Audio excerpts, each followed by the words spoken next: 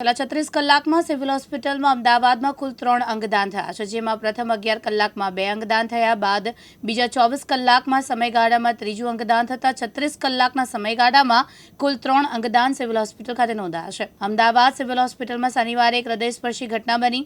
2 બહેનોના એકના એક ભાઈ એવા 25 વર્ષીય જય વિપુલ પટેલને અકસ્માતમાં થતાં બ્રેન્ડેડ જાહેર કર્યા. પરિવાર પર દુઃખનો પહાડ તૂટી પડ્યો. એ સમયે તેના બહેન મિનલબેને અદ્ભુત સાહસ સાથે ભાઈના અંગદાનનો નિર્ણય કર્યો.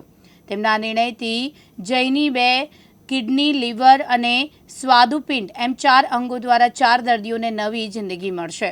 મારો ભાઈ જય એક અઠવાડિયા પહેલાં રણુજા ધાર્મિક પ્રવાસે ગયો હતો. ત્યાંથી પરત ફરતા એને ખરાબ એક્સિડન્ટ થયો. ત્યાંથી અમે એને અમદાવાદ સારામાં સારી હોસ્પિટલમાં લઈ ગયા. ત્યાં ડૉક્ટરે એને બ્રેન્ડેડ જાહેર કરેલો.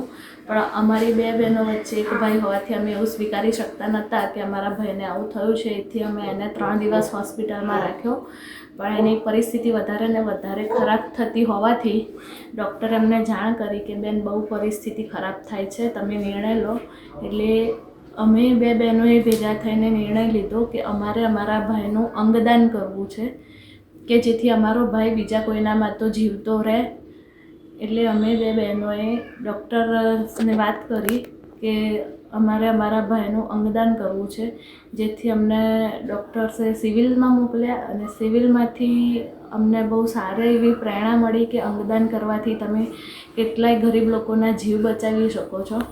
જેથી મારું એવું માનવું છે કે જેના બી ભગવાનના કરે કોઈના ઘરે આવું થાય, જેના ઘરે આવું થાય એ પોતાના કોઈ બી સગા હોય, સ્વજન હોય તો એનું અંગદાન જરૂર કરવું જોઈએ. ચિરાગ સોની, દિવ્યાંગ ન્યૂઝ, અમદાવાદ.